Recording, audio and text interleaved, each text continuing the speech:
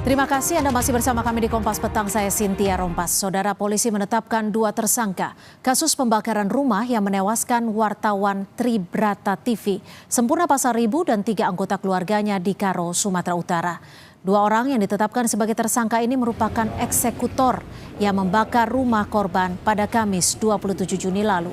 Polisi masih melakukan penyelidikan terhadap kedua tersangka dan tidak menutup kemungkinan akan ada tersangka lainnya. Polisi belum menjelaskan soal motif dibalik aksi pembakaran ini. Dalam keterangannya, Kapolda Sumatera Utara Komjen Agung Setia Imam Effendi didampingi Pangdam Bukit Barisan Maijen Muhammad Hasan. Selain menampilkan tersangka, polisi juga menunjukkan sejumlah barang bukti, salah satunya kendaraan tersangka. Sebagaimana CCTV menangkap pergerakan mereka di lokasi, mereka datang untuk mensurvei dulu, memastikan dulu, dan kemudian mengeksekusi dengan membakar atau menyemprotkan dulu 2 botol ini ke rumah korban. Kemudian dia melakukan pembakaran. Fakta inilah yang kemudian kami simpulkan bahwa ini adalah kejahatan. Dan kita terus menguatkan pembuktian kita terkait dengan kasus ini. Hari ini kami tangkap para eksekutornya dan sedang bekerja kita untuk menentukan siapa orang-orang yang kemudian terlibat selain para eksekutor ini. Sementara itu, Pangdam 1 Bukit Barisan Maijen Muhammad Hasan menyatakan akan mendukung penuh langkah-langkah yang dilakukan polisi untuk mengusut kasus pembakaran yang menewaskan 4 orang di Karo, Sumatera Utara. Dirinya menegaskan akan memberikan sanksi bila ada oknum prajurit TNI yang terlibat.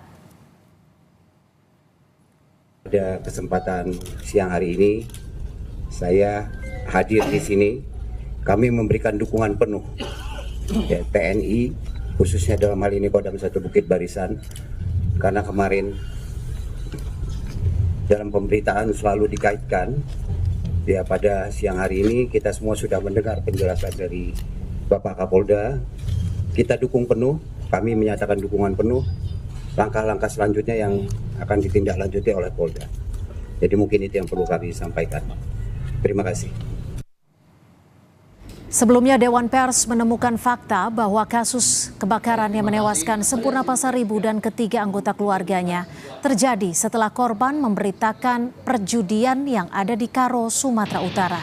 Karena itu, Dewan Pers meminta TNI Polri untuk membentuk tim investigasi dan mengusut kasus ini secara terbuka. Dewan Pers juga akan membentuk tim investigasi yang melibatkan aparat dan unsur jurnalis. Ditemukan sejumlah fakta bahwa kasus kebakaran yang menewaskan 4 orang tersebut terjadi setelah korban, yaitu saudara Riko Sempurna Pasaribu, memberitakan perjudian yang ada di Jalan Kapten Bom Ginting, Kelurahan Padang Mas, Kecamatan Kabanjahe, Kabupaten Karo, Sumatera Utara.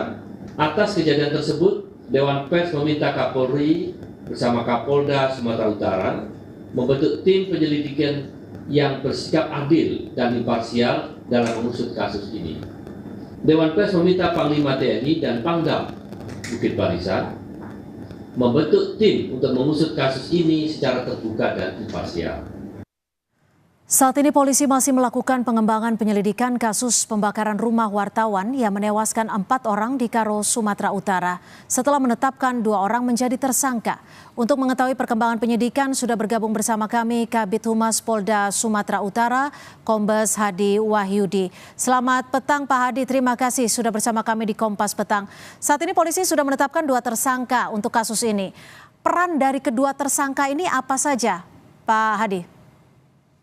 Iya, yang pertama kami sampaikan bahwa 9 hari proses penyelidikan yang dilakukan oleh Polda Sumatera Utara bersama jajaran Polres Tanah Karo telah membuahkan hasil di mana kita sudah mendapatkan dan menetapkan 2 orang tersangka, yaitu RAS dan YST. Semua ini tidak terlepas dari proses penyelidikan yang dilakukan secara saintifik, semua terlibat, kemudian kajian secara komprehensif melalui ilmiah juga dilakukan, kemudian forensik kepolisian juga bekerja, laboratorium pun juga demikian, hasil otopsi pun juga demikian. Dan proses analisa CCTV yang juga dilakukan oleh tim Direktorat Reserse Kriminal Umum Polda Sumatera Utara menjadi titik awal proses ataupun progres daripada ditangkapnya 2 orang pelaku yang tadi saya sebutkan, RAS dan YST. RAS ini dia memiliki peran adalah sebagai orang yang membeli solar dan pertalite. Kita juga sudah periksa toko ataupun bensin eceran, pedagang bensin eceran dan dia membenarkan bahwa RAS tersebut membeli yang tadi saya sebutkan. Kemudian yang kedua, tersangka YST atau Selawang, dia berperan sebagai orang yang menyiramkan bahan bakar itu dari mulai dia datang mendekat ke rumah. Pak Kabid, maaf saya potong. Terkait dengan motif dari pendalaman para tersangka ini, sudah diketahukan motif utamanya apa? Apakah memang betul ada keterkaitan terkait dengan pemberitaan judi online? Kami kembali konfirmasi. Ya, kami sampaikan bahwa proses penyidikan yang dilakukan Polda Sumatera Utara tidak berhenti dari 2 orang yang saat ini ditetapkan sebagai tersangka. Kita juga sudah mengantongi, seperti yang disampaikan oleh Bapak Kapolda, ada dugaan pelaku yang lainnya. Ini yang sedang kita dalami dan tentu dari situ nanti kita akan bisa mendapatkan secara utuh keterangan dan bisa menyimpulkan terkait dengan motif apa yang sebenarnya terjadi. Tapi kami kembali konfirmasi, artinya ada kemungkinan ke sana terkait dengan pemberitaan judi online ini? Mohon maaf, sekali lagi kami sampaikan bahwa proses ini kan dari awal peristiwanya sampai dengan saat ini kita menetapkan 2 orang tersangka itu belum berakhir.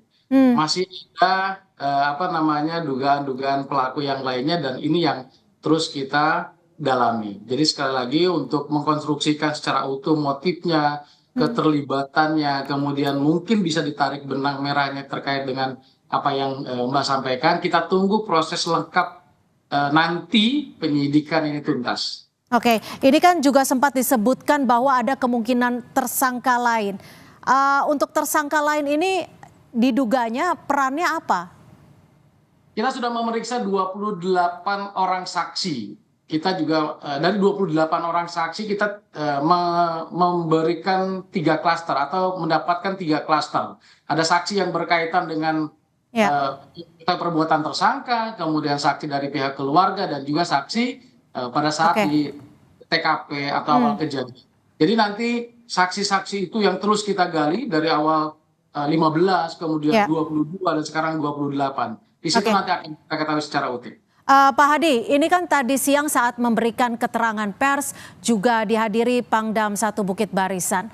Lalu apakah ada hubungan dengan dugaan keterkaitan oknum anggota TNI yang terlibat atau ada hal lain?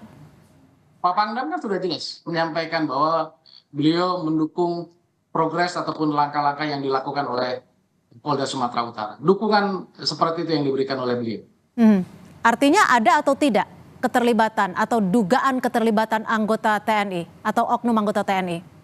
Semuanya masih berproses. Masih berproses. Semuanya masih dalam penyelidikan dan sudah kita sampaikan tadi bahwa 2 eksekutor ini berdasarkan fakta-fakta yang kita temukan ditetapkan sebagai tersangka.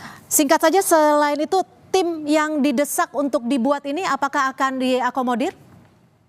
Desakan dari Dewan Pers? Awal peristiwa tanggal 27 Juni, Polda Sumatera Utara itu sudah melakukan langkah-langkah dengan mendatangi TKP, melakukan otopsi, kemudian tim laboratorium forensik turun.